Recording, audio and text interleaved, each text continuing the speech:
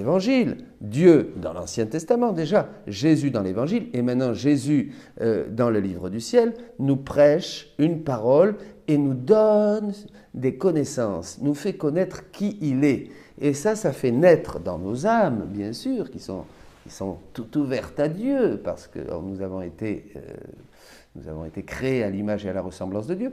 Donc, nos âmes ces connaissances vont illuminer. Déjà, Jésus disait, ta parole, Seigneur, la Bible disait, dans le psaume 105, ta parole, Seigneur, une lumière sur ma route, une lampe sous mes pas. Mais là, avec Jésus, lumière du monde, l'âme reçoit une vision à travers ses connaissances et ça fait naître en elle le désir et l'amour de rendre grâce à Dieu, dira Jésus à Louisa, ce Dieu, lui dit-il, qui a envie de donner encore plus et encore plus et encore plus et encore plus. Vous voyez, c'est-à-dire une mesure bien tassée, bien remplie. C'est extraordinaire. Celui qui a, il a encore. Alors ça, c'est très important. Donc, connaître. Vous voyez, connaître la parole de Dieu, connaître l'Évangile et connaître bien sûr tous ces trésors, et nous y venons, que Jésus nous révèle maintenant. Parce que déjà Jésus disait qu'il y a bien plus que Jonas, il y a bien plus que Salomon ici, dans cet Évangile, en train d'essayer d'inviter ces pharisiens à la conversion. Et nous tous, bien sûr, la parole de Dieu est vivante, mais maintenant il y a encore bien plus, puisqu'il y a la divine volonté qui nous est révélée. Et Jésus dira, tu ne trouveras jamais ce que je suis en train de t'enseigner. Nous y venons, bien plus. Il y a bien plus. Tu peux chercher dans tous les livres, dira-t-il à Louisa, dans tous les saints, dans tous les docteurs, ce que je t'enseigne, les connaissances que je te fais connaître, tu ne les trouveras jamais. Ça, c'est très important. Oui. Pourquoi ? Parce qu'il nous donne quelque chose d'encore plus grand. C'est ces choses que les disciples ne pouvaient pas encore porter et que maintenant nous sont révélées par l'Esprit à travers les écrits du livre du ciel. C'est quelque chose d'immense, c'est quelque chose d'énorme, c'est quelque chose dont nous n'avions jamais ni pensé ni imaginé, dirait l'apôtre Paul. Voilà, tu ne trouveras jamais. Il veut nous donner ce qu'il nous fait connaître. C'est-à-dire, c'est là où on passe à quelque chose d'autre. C'est plus la loi, c'est plus une parole seulement entendue, le Verbe qui prêche la parole, mais maintenant, c'est encore plus intérieur et puissant. Il nous fait connaître des choses sur la création, le mystère de la création, tout ce qu'a fait, tout ce qu'a donné à l'homme la divine volonté à travers toutes les œuvres créées. Il va nous donner, nous parler de choses à travers la rédemption, tous les mystères de Jésus, toutes les beautés, de sa vie cachée, de sa vie publique, de sa passion et de sa résurrection, et toute l'œuvre de sanctification, le troisième fiat, activé, que ta volonté soit faite, fiat voluntas tua, sur la terre comme au ciel, par le don du Saint-Esprit aujourd'hui, qui nous donne la divine volonté.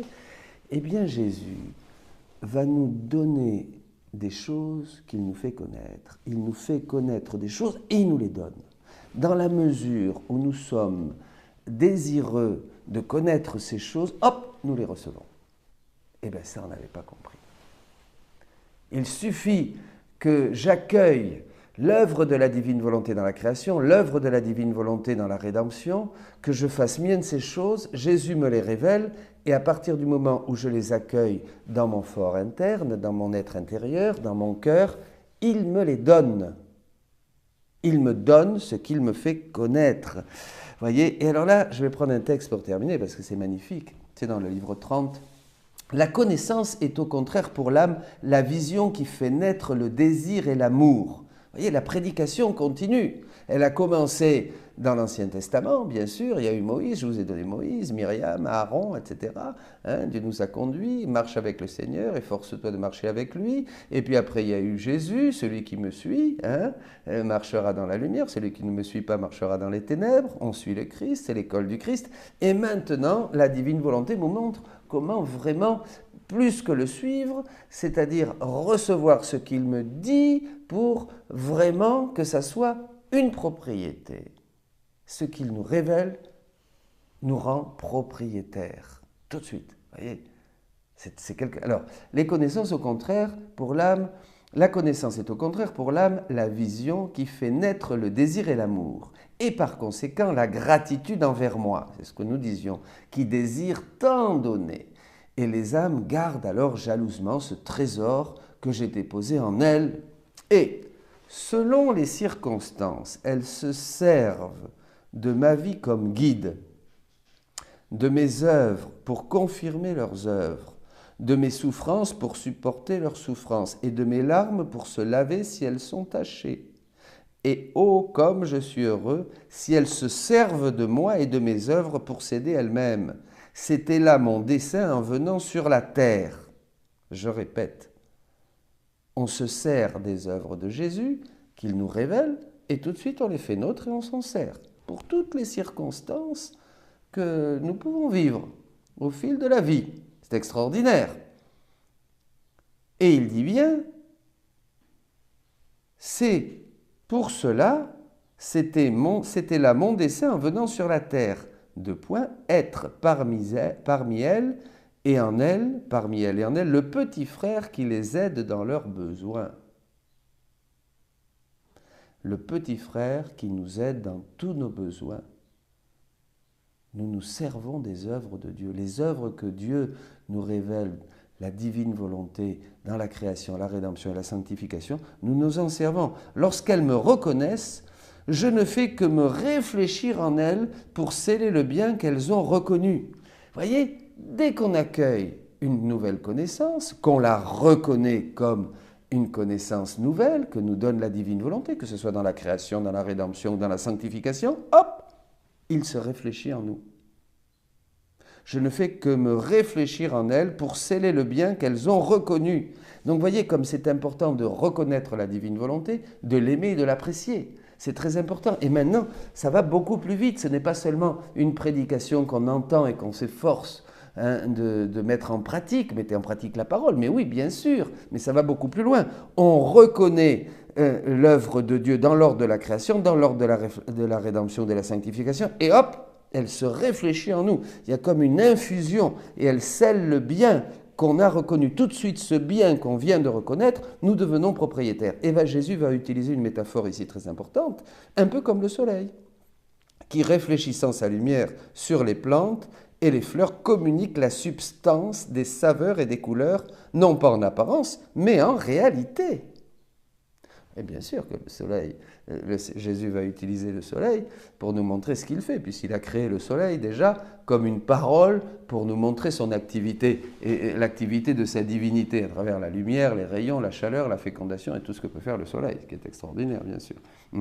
Bon, alors, non pas en apparence, mais en réalité, si donc tu veux recevoir beaucoup, écoutons cette prédication, cherche à connaître ce que ma volonté a fait et continue de faire dans la création, ce qu'elle a fait dans la rédemption, et je t'agrandirai sans rien te refuser de ce que je te fais savoir. Je t'agrandirai sans rien te refuser de ce que je te fais savoir.